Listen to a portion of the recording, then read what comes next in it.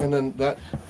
All right. Well, let me get, because it's already started live. So Okay. hey, we're live. We're gonna be just a moment. We're still getting some stuff put together. Well, leave one shirt there and one shirt we can have right here, because this one camera doesn't really see it. Okay. Because this camera is a little bit closer. So we can. So take that shirt, bring it over more. Let's see, because it's in the shot. Okay, there you go. Okay. Trying to get the shirt up. See what it says. So hold on, we're still Perfect. all right. Well, let's get into here, and Thank you. I can even do this. Yeah, no, you Well, that doesn't really work because now this is here, but we'll show it every so often. So I don't know if you get the gun news. Yes. Yes. Okay. Yes, we do. All right. So, yeah, I have a customer that knows you. I can't remember his name, but he brings it here. So introduce yourself. I'm Chris Bonner from Apocalypse Hardware. We're the gun store here in Batavia. Mike Langston, area resident and a gun enthusiast. Okay. So we're here because we're not calling this coffee and bullshit. We're calling this the GBC Special Report. That we're going to talk about the House Bill 5855. Maybe some pistol brace information. I don't know. We'll just talk about a bunch of stuff. You know, we have a platform and we can talk for half hour, 45, an hour, whatever it takes. Absolutely. Sounds good. So Thanks for having us. yeah, thank you for coming by and talking about what's going on. And make sure everybody's kind of in the picture. I know on that one he is. This one is. That one there needs to be turned. Just adjust that Yeah. one a little bit. We're almost there. Yeah, those things are. Looks good. Looks good. Yeah. Yep. Looks good. Looks good. So. It's right there. Right here. Yeah, your mug's right there. Okay. That's the most important part. So, what does the House Bill 5855 really mean to people that own guns or gun enthusiasts? Or Well, it's going to make them into felons. It's going to make them into felons. It's going to make it so that you can't have the things that you already currently own. It's going to take folks that, if they're required to pay the registration fee, every single magazine that you have, it is, if I'm not mistaken, that you're going to have to pay for that. If this passes the way that it's written out right now, that's a lot of money. If you think about that, if you have 50 magazines at $25 a mag, that's a lot of cash. oh yeah, and I think more people don't just have 50. I mean, most people have quite a few Absolutely magazines, right? Because is there going to be a magazine restriction, or it'll be down to 10 rounds if I'm not mistaken. Limit. so would your higher capacity magazines be grandfathered in then? Not at this point. There is no grandfather clause that's covered in there. So you'd be looking at, say, for example, you had bought a pistol that had a 15-round magazine 5 years ago. Mhm. Would have been completely legal for you to be able to do that. However, now you would be put into a situation that the magazine, the original magazine for that pistol, would now be illegal. And there's even question as to whether this would cover the pistol itself as being capable of accepting a magazine that held more than 10 rounds. So there has to be some clarification on what that definition actually is. But it would, in essence, take the magazine that originally came with that pistol at 15-round capacity and make that in violation. Oh, well, that's not great news. I mean, because especially when for years here in Illinois that we are able to buy high capacity magazines. I don't know why they say high capacity, but really, I mean, that term probably only came from the liberals saying it's high capacity, right? I mean, the one stupid one I saw here was the 50 cal. How many 50 cals ever been used in a shooting? it's probably so little, it's not even registered on anything. Well, you have a lot of these lawmakers, these legislators. They would literally just take their phone and say, "What is the most powerful and scary gun that's out there?" Correct. You Google that, and probably the Barrett or the 50 cal is going to come up. Right. And that's what they go off from. They have no idea what really what they're talking about. They're imposing rules and restrictions on folks when they're not in the industry. They don't know, what we do on a daily basis. Right. Other than they want to take our rights from us. Well, yeah, I mean, you can't put a Mod Deuce in a car and say we're going to go do a drive-by and, or even a Barrett. Absolutely, and that's the thing. We had spoken about this several years ago, and you called it perfectly. You said that this is going to be one of those things. They're going to put the 50 cal on there for a sacrifice. Right. Let's put everything on the table and see what gets kicked back. It is basically what they're doing right now. A bargaining chip. Yeah. So in the bill, if it does pass, is there steps that can be taken to bring it to the courts? Well, certainly, I believe that all the gun organizations will be prepared, if in fact it does pass, to file a lawsuit against it and take this through the courts as being unconstitutional. Unconstitutional restriction, obviously, on the exercise of your Second Amendment rights. correct.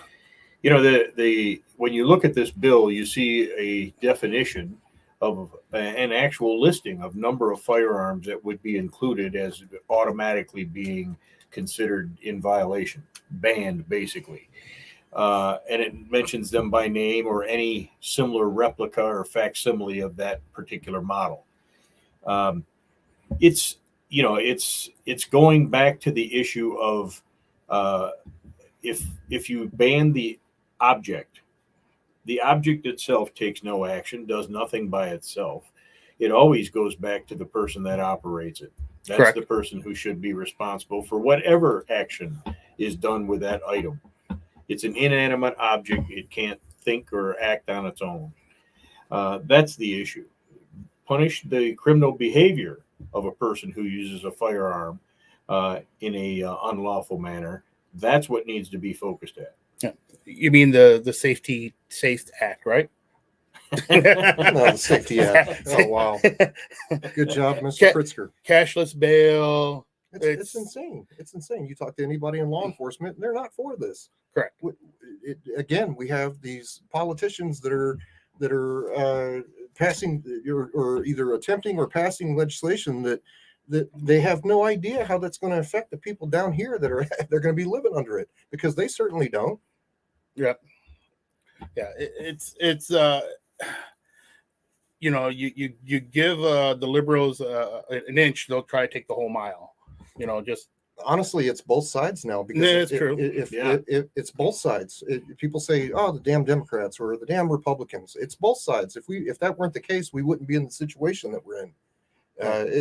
We have nobody fighting for us for the Second Amendment community.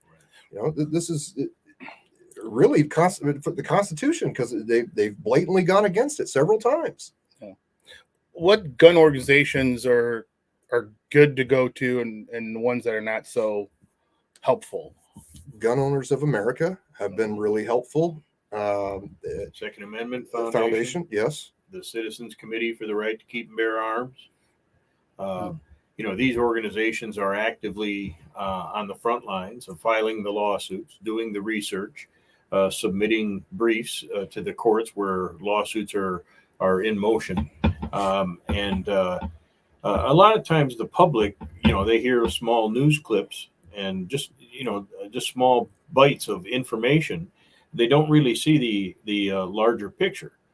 I think most people, if you were to ask them the question of any one of these guns, and they had an opportunity to be able to fire one or just see it being fired in a manner that was just to demonstrate its mechanical function, I don't think any of them would be intimidated by it. I don't think they would feel that it was dangerous in and of itself. Years ago, I had do a demonstration with a journalist.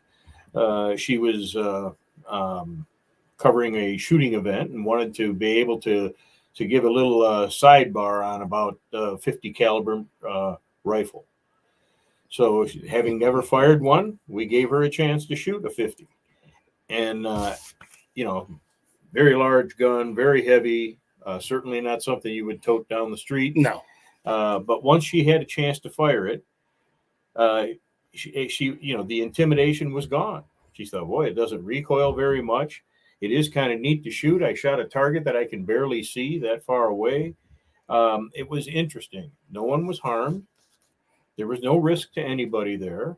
Right. She then went on to fire it for probably about 15 rounds, and ultimately said, I can see why people could find this to be fun, enjoyable.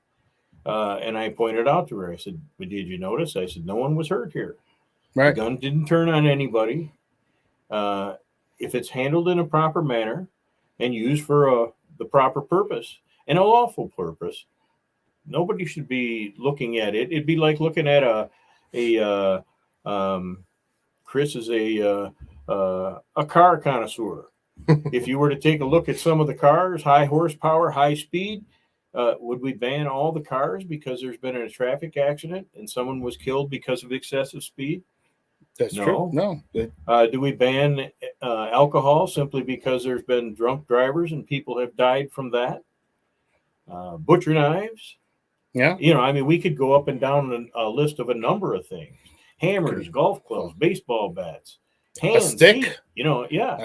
If a person is intent on committing harm, they will find whatever weapon can be used and is available. Correct. That is true. Well, let's see. Supreme Court needs to step in once again because even if it gets to the Seventh Circuit, nothing will stop it as being overturned. The Seventh Circuit, that's our circuit here in this area. So you're probably right there, Harold. What I can't get past is why are we even here right now? Why is this even a thing? Who thought that this would be this would be good and for the folks, the residents of Illinois? That's the problem. That the politicians are the problem. Who's pushing this? It's not the guns. It's not the guns. They're just objects that sit in our store, and they don't do anything. It's the evil people that do this. Right. Same thing with the gentleman that or whatever you want to call him, the guy that ran through the Christmas parade. They didn't blame. They didn't say anything about what he was driving, did they? No, they didn't blame that caravan or the. He ran through them folk. Those unfortunately, he ran through those people and with the vehicle no one said anything. They blamed him. They just put him in jail, didn't they? Did they not? Yeah. Which is where he belongs. Right. But for some reason, we have these politicians that when something tragic happens like that with a firearm, they blame the firearm. Right. It makes no sense. Right. Well, there seems to be an alternative agenda rather than about the actual incident itself, the violence that was involved in that, and obviously those are terrible crimes. Absolutely, and that's the key is they're crimes. We need to address the criminal behavior that brings that about, not the item itself. The tool in that situation could be anything.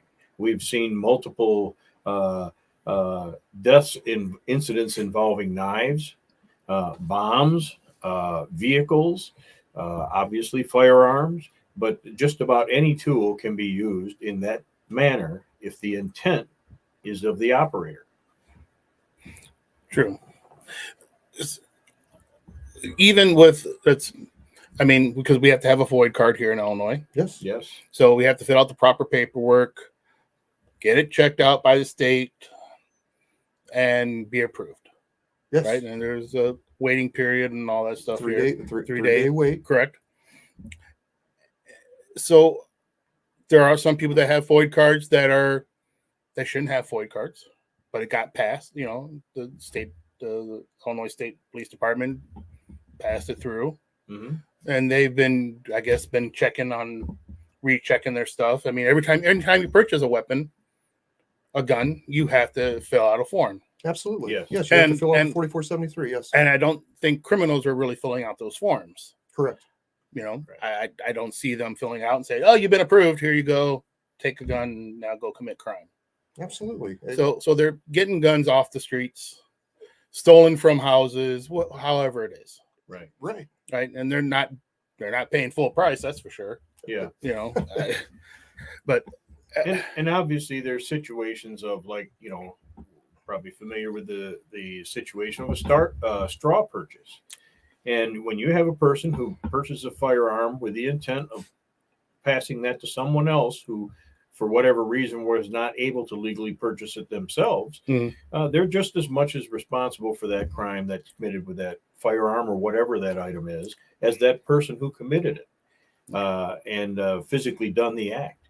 So I think responsible gun owners, law-abiding gun owners, have no issue with the fact that they pursue those people in those situations, and I have no problem with that. And they should punish them criminals. appropriately by law.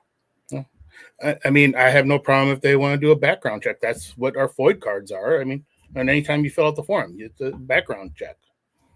So it's kind of unconstitutional, kind of peering into your private stuff. But for safety, I'll take it. Mhm. But the criminal mind is not going to do that. I mean, anybody who said intent to harm, you'll find anything to hurt whoever: a car, gun, a knife, a stick. Europe. Yeah. What happens there? Those folks are going back to medieval stuff. Knives. They can't even have cutlery. In some cases, it's hard Correct. to get cutlery because of the stabbings that have taken place. They're literally going back to medieval times, and everybody perceives Europe as some peaceful country.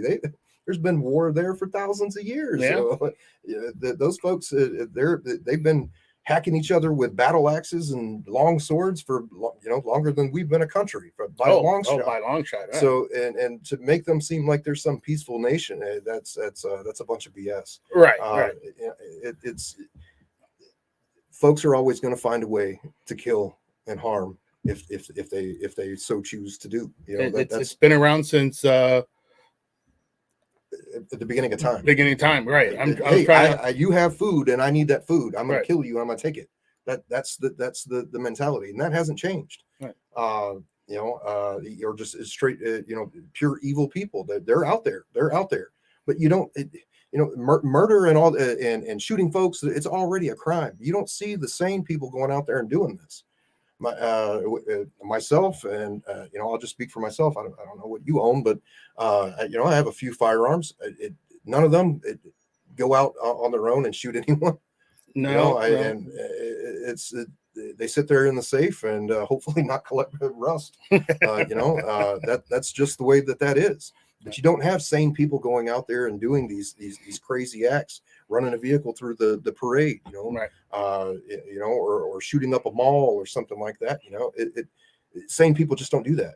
We're not punishing the bad people. Right. When you have the police officers, law enforcement doing their job, putting them in jail, and then they're out the next day, it's kind of a slap in the face. The next day, Right. Sometimes it's Yeah. hours. I've after. spoken to police officers from the city at my store or at our store there here in Batavia, and literally this is within hours. You're from a law enforcement background as well. You definitely can attest to that. Sometimes it's hours, and these are on what should have been felony charges. So take care of those people, politicians. Take care of those folks. Yeah, and especially with the closing of a lot of mental health hospitals and stuff like that. So you're letting the crazy run around. What was the shooter from that was in the northern Chicago, Highland Park. Park? Yeah. Look at that freak show. Look at that guy. The police had been over to his house at least a couple times, a few times. What did they do? Nothing. Well, in many of those situations, it's the laws themselves at this point, they can only address what is obvious or what has already occurred. It's very difficult to predict what a person's going to do, what their mindset is going to be, down the road. Right. But the answer is not to restrict everybody else because of that possibility. It's to address what the issues that can be identified, those concerns are, address those and do the best that we can to handle that. So on the House Bill 5855, is it still going through the hearings or is it waiting to be voted on? I think the last hearing was actually yesterday. Yes. So we've made it through the three hearings, the readings of that, and at this point, during the lame duck session that's coming up, that's when it will be most likely brought to the floor for a vote, if it's going to make it to that point. Can it be stopped? I mean, or is it going to get signed by the governor? Can it be stopped during the lame duck? It could be stopped. It's possible. The likelihood of that probably is not real bright at this point. But we would like to think that as people identify and address more of these concerns, that maybe the legislators look at this closer and realize that there's got to be a better way to address this than to deny other people their rights. Yeah. Now, how about, off the subject of the House bill, how about the pistol brace ban? Making the pistol brace illegal to have, and then if you do have it, you become a criminal, right? Isn't that what they're kind of saying? Or you have to pay your stamp tax and make it an SBR. We've heard several ways that this is going to play out. One being the tax stamp. I'm not for certain, but I don't think that you can have an SBR in the state of Illinois. I don't know how that would play out. So they basically, I want to say that they were saying that they were going to make features. If you have so many features of this, I believe it was features, wasn't it? Well, it's been looked at as far as features before. Right now, the main thing to understand about that is you're talking about a federal regulation that's being clarified and determined how to be enforced versus a state law like we were talking about with 5855. So it's although that may not be a situation that Illinois faces because SBR is not being permitted here, but for many of the other states where they are permitted, this is an issue for them. But there again, the issue of the brace, we have braces now that actually are on various types of firearms, whether it was a pistol, a rifle, or even literally a short-barreled shotgun. But it's again, the firearm still functions as a normal firearm does. This is an item that's attached to it and changes its overall dimension. That's really the effect of that.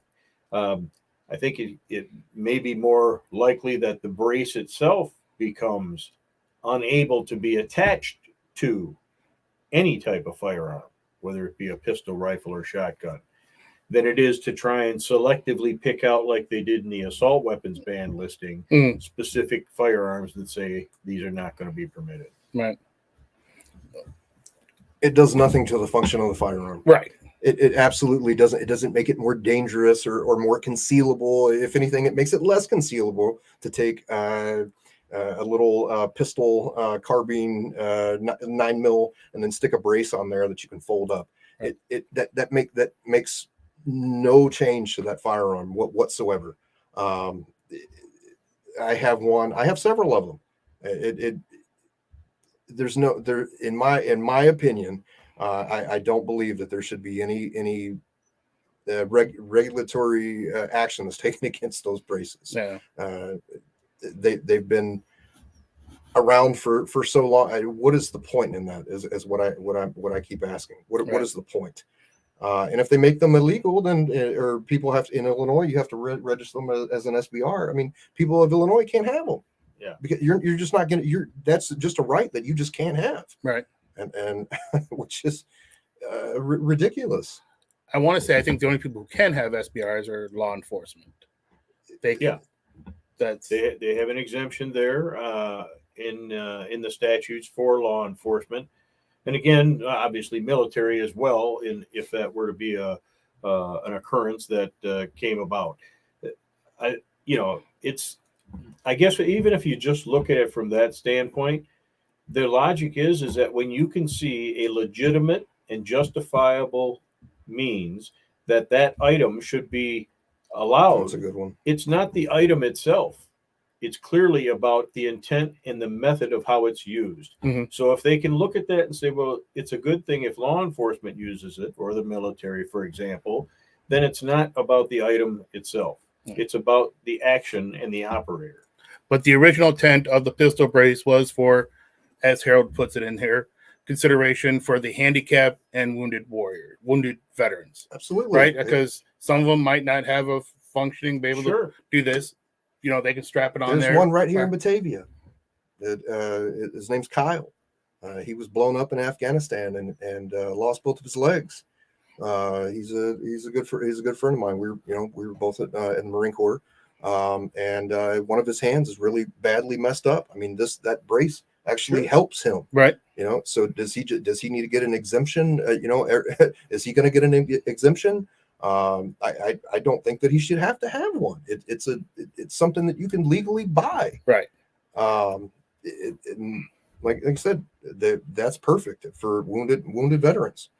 And there again, another example of you punish the operator and the behavior and not the object. Right. All right. So if you guys see on some of it, but I'm going to hold up the shirt. Can you tell us a little bit more about the shirt? The shirt is just kind of a parody that addresses what many people call the Safety Act. Some people have called the Purge.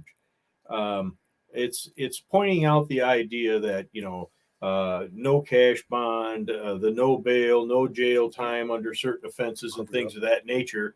That this is it's a ridiculous situation.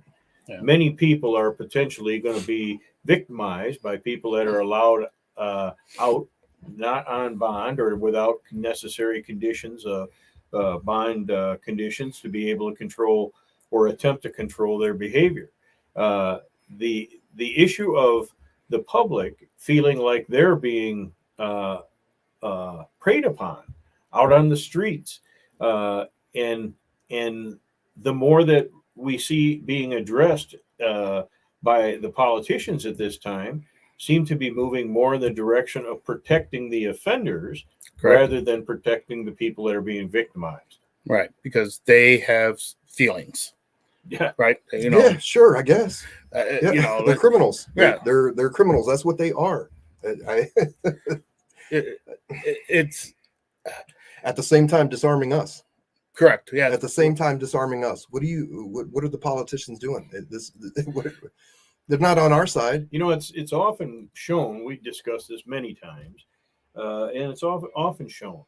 There are many politicians that they have bodyguards. They have personal protection, whether it's law enforcement people or others that are assigned to them. Very wealthy people, VIPs, corporate executives, things of that nature, that also have bodyguards to protect them. Mm-hmm. But the average person doesn't have that, can't afford that, and it looks to themselves to be able to, well, how am I going to protect myself if somebody comes and kicks my door in the middle of the night tonight? Right.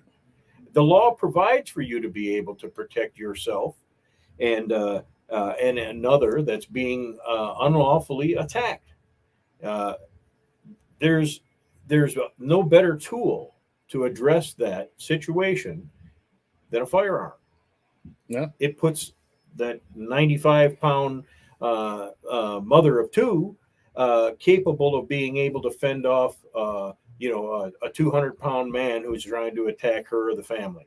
Right. And this is the point why firearms for self-defense have always been, it's just been a recognized, as many people call it, unalienable right. There was no reason to even point that out. It was clearly understood. back in the time when the Bill of Rights were written and obviously the Constitution ratified. And those issues, and we haven't even touched on the fact of the firearms available to the citizenry as a means of protection from the government, should the government go beyond its authorized authority. Correct. The tyrannical government under Yes. the Second Amendment. Just wasn't meant for the British. Just saying. I mean, because people on both sides will pick what they choose, what it says in the Second Amendment, right? They'll be like, it doesn't mean we're going to be arming bears. What are you talking about? You know what I'm saying? Who knows? I mean, some people are idiots. Had nothing to do with hunting. Yeah, Had nothing to do with hunting. Yeah, a lot of people with say that. I hear it a lot in the store. But there's a lot of upset folks out there right now that are coming in the store, and they're very upset with the lawmakers right now. Very upset. Many upset, many in fear. That's the worst thing to see is when your customers come in. Gun owners. It's the Safety Act. They're coming in to get guns because of the Safety Act. Mm-hmm. Thank you, politicians of Illinois. You have folks that are coming in that are. I'm not a gun person, but when they're letting these criminals out, I looked into this bill, and this is scary for us.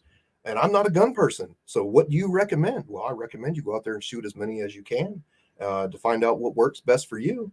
But these folks are actually scared. Like, Mike just mentioned, he's been in the store and witnessed it firsthand. So when a new customer is looking to buy a gun, what is, they're like, hey, I've never really shot a gun, but this new law, the Safety Act is making me nervous.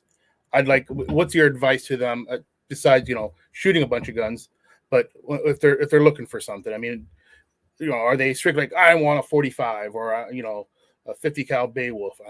Usually, this is a long, drawn out conversation with these customers. I mean, it could last I've had customers in there for 4 hours, if not more, longer. Yeah. Talking with them across the counter about what's going to work well, because it's a multifaceted problem. Correct. You don't just get a gun. You also need to go out there and get trained. Right. So we a lot of times we'll send them out to I guess it's used to be Front Sight. Now it's FS out in Hinckley. They did change their name? They Just changed, FS, I believe it's FS Okay. now.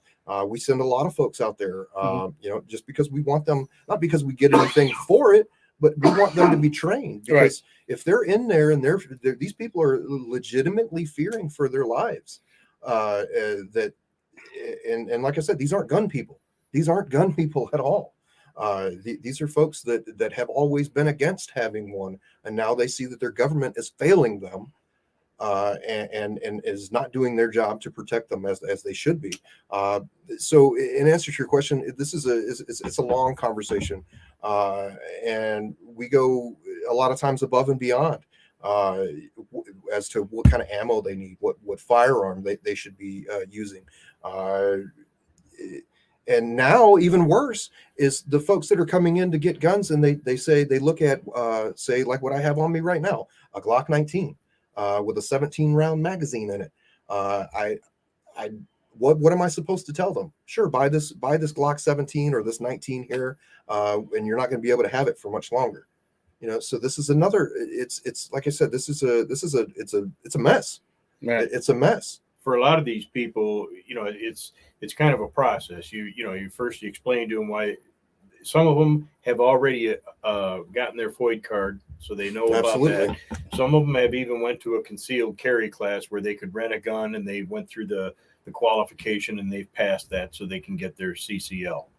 Now they come here and they're looking for a gun to actually purchase, and they're trying to figure out, well, what's going to work best for me. They may have shot the CCL qualification with maybe a 22, for example. Right. But they understand that may not be the best firearm for defense for their purposes. So you kind of touch on each one of these issues. What fits them for their size, their hand size? Mm-hmm. What do they feel comfortable with in the operation, the manipulation of the firearm, whether it's a revolver or a semi-auto pistol?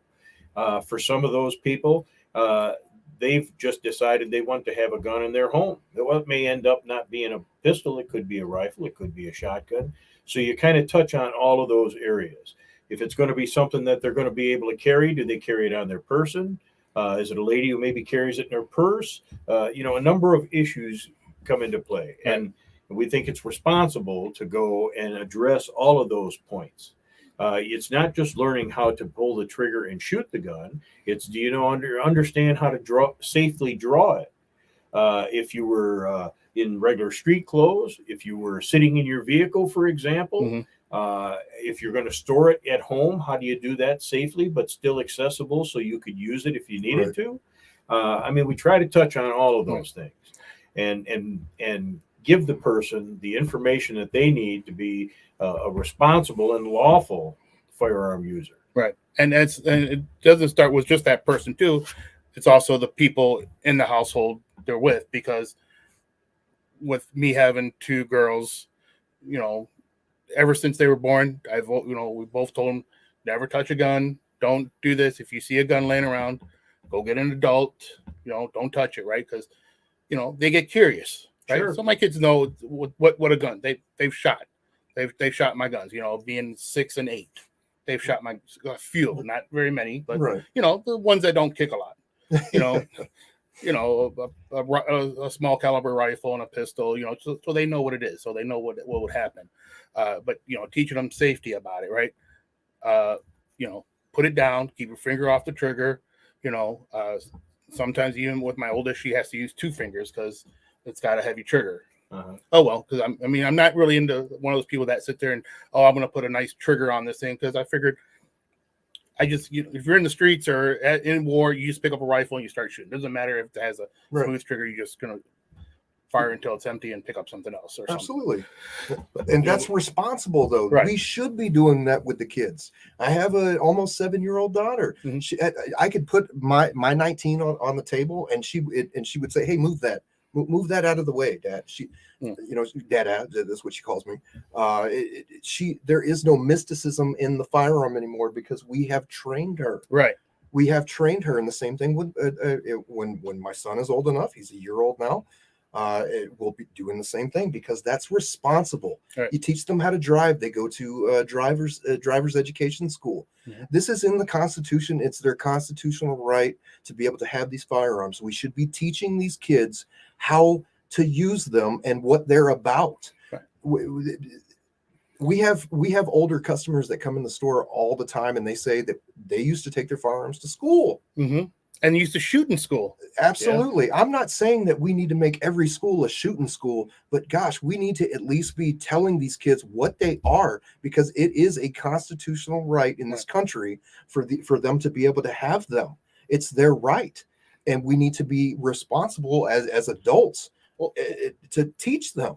Well, even a school that's, if schools would even just do a few day class on responsible gun ownership, just something, right? Like they did back in the 50s, 60s, maybe up to the 70s, right? Before everything got changed, who knows when. Because I remember my dad saying when he was in school, I think they shot, in their school or something like that, 22 rifle, right? It's just, you get them there, you teach them. If they fire it, or if they don't want to, their parents can sign off saying the kids don't want to. There's some crazy parents. Sure. But at least they know what it does. Get a feel for it, and don't be scared, and figure out, there's a pistol or a rifle here. This thing could really kill somebody. Right? Absolutely. It's not a video game where they're playing their video games and everything's getting destroyed and it does nothing. Right? They actually feel it, touch it, fire it, hear the noise. These children have been so disconnected and desensitized with these video games. I don't play the video games. And nothing against people that play the Call of Duty and stuff like that. But when you're constantly killing people over and over and over in a game, right? That's training. For military type stuff. I believe that they use some of that stuff in the military nowadays. They were just starting to do that when I got out. But that's not what 10-year-old kids need to be doing in my opinion. Some people will say that's not, I'm wrong in that, but I don't really like the video games for that reason. Right. They don't understand the full ramifications of a firearm and what they can do to someone, because they don't know, because they've never been taught. Right. They've never been taught. In a lot of cases, there are a lot of very responsible gun owners, and most of us are the most responsible of people, because we have to be. Because to carry a firearm, to have firearms, that is a life and death thing. This is not something it's not a toy. Right. And it takes very responsible people, just like it does to drive a vehicle, to understand that and teach these kids, hey, this is serious. Right. You get shot with this and you're not coming back. You would think one of the areas that all sides could agree on is the gun safety issue. For example, there's a program that was teaching kids in set up to be done in the schools at no cost to the schools or anything. That was simply that if they came across a firearm, and this was from kindergarten on up, but if they came across a firearm, to stop, don't touch it, move away, tell an adult. I mean, as simple as that. And there were still people that resisted that being taught in the schools because they thought it was grooming these young kids to be interested in guns. This is just common sense safety. Mm-hmm. You would tell them to do the same thing with a gas can. Yeah. Don't go over and fool around with that. Yeah. Don't go over and grab one of the dad's power tools that's out in the garage. I mean, these are things knife. that are just same thing there. Don't play with the matches. All of that stuff that all of us were taught and had that ingrained in us as kids seems to today be now more focused at it's like there's a division between what's the agenda behind this. Yeah. Oh, here's a gas can, here's a lighter, kid. Go play. Yeah, That's absolutely not. But if you don't tell them no, don't do that, then be like, oh, well, why? Because this could blow up. Absolutely burn you badly. Burn you real badly, especially with gasoline. Absolutely. It's a matter of teaching the kids young. It's not grooming kids, like you said, to become gun owners or loving guns, but to teach them the proper safety of being, seeing a gun there and like, oh, don't touch it. Because most kids that get shot with a gun is from another kid that's playing with a gun because they found it in their parents' drawer or something, right? Didn't have it properly safe. Accidental shootings, yes, Correct. they do happen. But when you want to talk about kids killing each other, man, look in Chicago. Yeah, those kids have they have most likely illegal firearms that they're using for these crimes. They're already illegal, but their kids are killing kids. Yeah. Well, I will tell you this from talking with people that live down there. That's the way their life is down there. You get a gun because that's the neighborhood you live in, and that's unfortunate. Yeah. But that's, if we really cared about people killing kids, we would be looking at those issues. Yeah, and Chicago has one of the strictest laws, besides just being Illinois too. If I'm not mistaken, they are already at the 10 round magazine, right? The Cook County or the city of Chicago? I'm not sure. If I'm not mistaken, you can't have anything more than 10 rounds. Yeah, we see that with some of the vendors that will tell in their advertising that they will not ship to specific towns. Aurora, for example, is one. You know what? I tried to order some ammo from North Atlantic Fire because there was a good price, right? I'm like, holy shit, that's a good price. Illinois out, the whole state. I'm like, we see it all the time. Yeah. All the time. We can't have some heritage firearms. Most of the heritage firearms, and they're nice 22s. Mm-hmm. They're little revolvers. Well, some of them have long barrels, right? But, we can't have those here in Illinois because they're on the Saturday night special list, melting point of the material makeup of the gun itself, and it's ridiculous. That makes it no more dangerous or deadly or scarier than anything else. Yeah, it's just folks that make up rules when they have no idea. No, Harold just said, just like the 4 kids shot at the school I work at here in Chicago.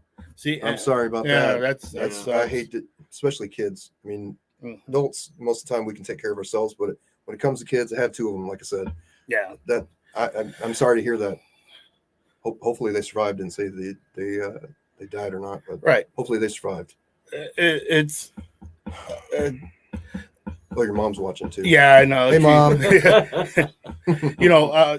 The drug problem, illegal drugs, kids are getting into turf wars, gang wars. That's their lifestyle down there. It is, and even it pushes out to this area. Aurora's had a problem with it, right? And Aurora would come in, sweep it, be clean for a while, right? Take the big dogs out, but they still had the little players build themselves up. I can't remember the different disciples and stuff like that, or different gangs. There's all types of gangs that are out there that exist and obviously do violence, sell drugs, and just create a threatening environment for everyone that's around them. Yeah. You could innocently be caught up in an attack on one of them or by one of them that ends up impacting you or someone with you, someone in your family for, and it's just senseless violence. There's no argument about that anywhere. But there again, it's not the firearm. We see this happen in incidents where they ran up and stabbed somebody versus they ran up and shot them, or they waited till they got out in the parking lot and they ran them over with a vehicle. It's about the intent of the operator and the action that they do. All right. And I know people say, the safety of the kids, right? That's what, if there, a school shooting happens, they always talk about, the safety of the kids. Well, they just say, we'll get rid of these firearms. We need to get rid of these. No matter what you're going to do, if a criminal is going to even shoot up a school, that's a terrible thing. But as I always said, hire some veterans, retired police officers, whoever, patrol the school grounds. If Chicago could hire veterans or retired police officers, 2, 3, whoever, because I guess some of their security is unarmed there, right? You get the truant officer with getting ready to retire, and he's going to be sitting at school. I don't know how much good he's going to do, but making soft targets hard targets. Absolutely, right? Absolutely. The people that put no guns here, the sign also like that. That's a soft target. Right. You have guns are welcome. That's going to be a little bit of a harder target, right? Because who wants to come in there and I'm going to rob this place, but there might be people here with guns. Get shot up. Right. Yeah. We protect our money with guards that have guns. Right. What's more important, the children? And I'm not trying to say, think about the children, but think about the children. Right. We protect our money with guns. Well, we see this in a number of things. 2 were killed and 2 survived. I'm sorry to hear that. You mentioned about the a bank, for example. We protect the money inside there with people with guns.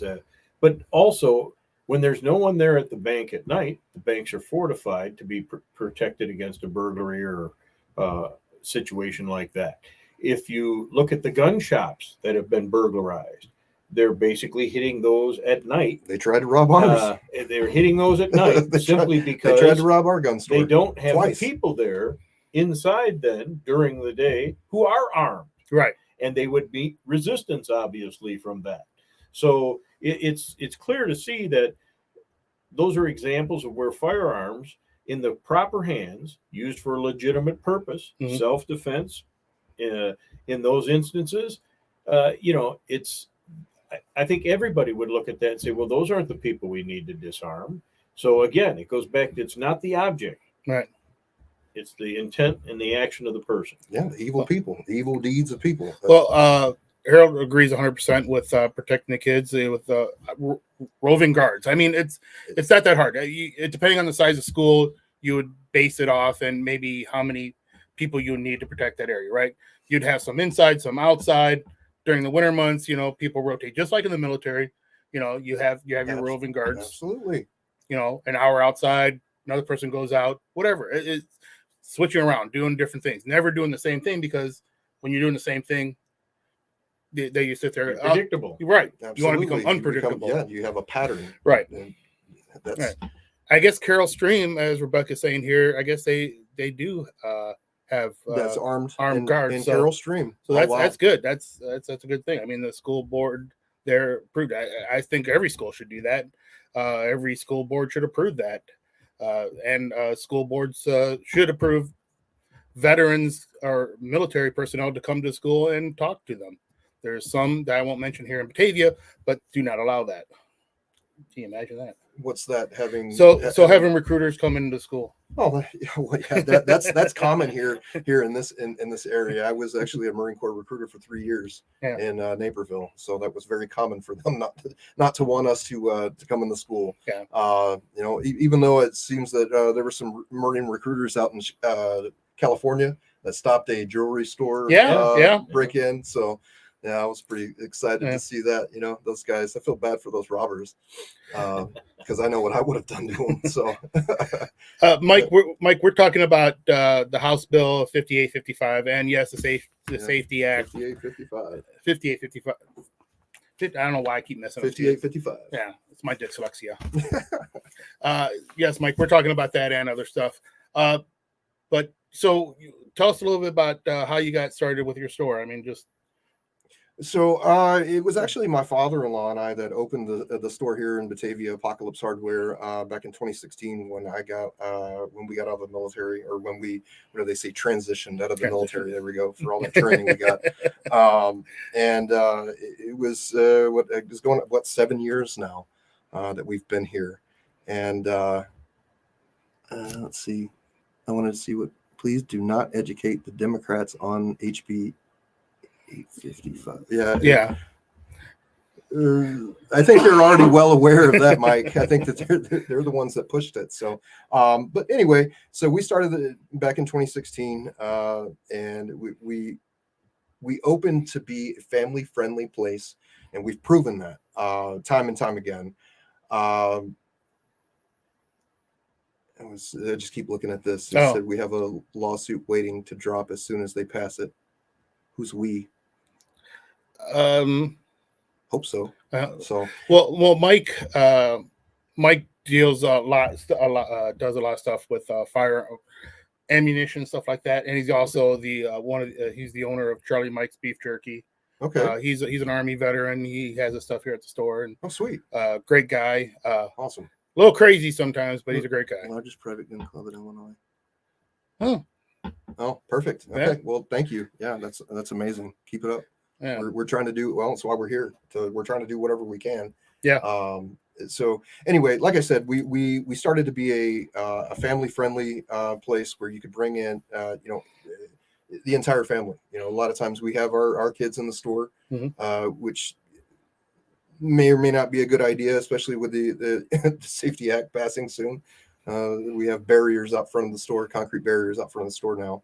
So because we have had a lot of break-ins with vehicles, they're running vehicles through the one in West Chicago here, Liberty Guns. They ran a vehicle through the front of that place. Liberty Guns in West Chicago. Is that the one on 38? No. Yeah. Yeah. He actually went over there. Mike actually went over there and took pictures and talked with the owner and everything. So when did that happen? Just that was in October, right? Yeah, I was just the beginning of November, right there. Yeah, latter part of October, beginning of November, I believe it was. So, but yeah, so there were 4 of those in October. Those type of driving the vehicle through the gun shops, and that's why we have the barriers out front of ours.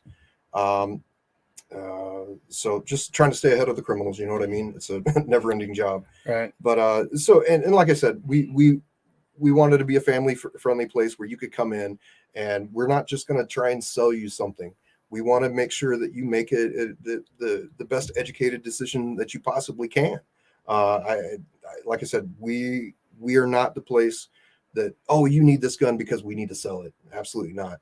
I want to get you what you need to defend yourself. This is your life. Like we said before, these firearms, this is responsible people have to have these things. Okay. In irresponsible hands, we see what happens. So I want folks out there to be making the best decision that they possibly can on what firearm fits their need. You know, I really don't want to give that 95-pound mother of 2 that you were talking about earlier a shorty shotgun, filled with double-aught buck, which there's a lot of, I'm sure there's 95-pound girls out there that could take that could take that weapon and be very, very effective with it. Mm-hmm. Given the right training, that's the next step. And that's where I was going next with it, is the training. Yes, you can buy all the guns from my store all day long. But the thing is, you need to know how to use them, like Mike was talking about earlier, because it's going to happen, this fast whenever somebody comes up and grabs you, and at that time it's too late, so it's all about what fits for the customer that comes in the store. Right. So that was our, I guess you would say, mission statement from the beginning. Family friendly place, that you could come and not feel the sales pressure, or not have someone treat you badly because you're not going to buy everything in the store.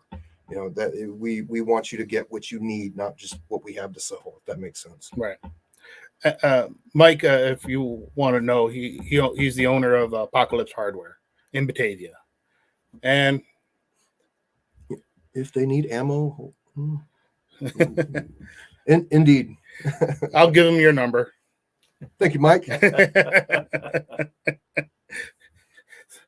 Mike, you remember the movie Stalag 17 and Jim Gardner, James Gardner, yeah. How he would find things? That's Mike. That's good to know. It's good to know people like that. I will tell you this. So we're always looking to pick up new vendors. Yeah. All right. Well, it's been almost an hour here. Wow. That went quick. So, see, it wasn't that bad. And we can do more of these down the road. It doesn't matter. I mean, you said most time we do these on Saturdays, but this is the GBC Special Report, not coffee and bullshit. Mike, you just got too much time on your hands. We just need to let people know that this is going to take your rights. That you need to get out there, call your lawmakers, blow their phones up, tell them you do not want this. You do not want this, right? Or any other gun control. We have our rights, and we should be able to exercise them, no matter what state that we live in. Right? Because some people are fed up with state and they leave the state. Yeah. A lot of people are leaving the state. Or they're saying, I'm stuck here. I can't leave. Right. How many of you have said that? Out there, I can't leave yet. My wife and I I'm from Texas originally.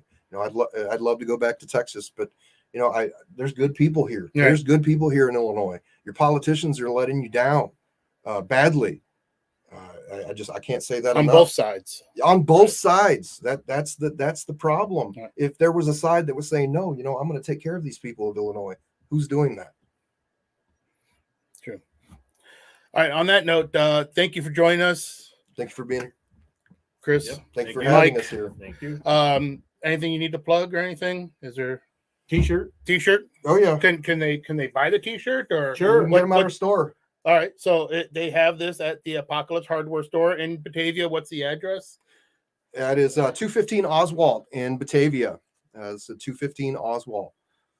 And we have these because we're tired of the politicians. This is to throw at their faces and say, hey, stop doing this to us, please. We can get some to you, Sal, if you want to. Absolutely. All right. Well, thanks everybody for watching this. Of course, it'll be on repeat again on the web on our sites. So, all right. Thank you, everybody. Remember, keep your head on a swivel and be safe.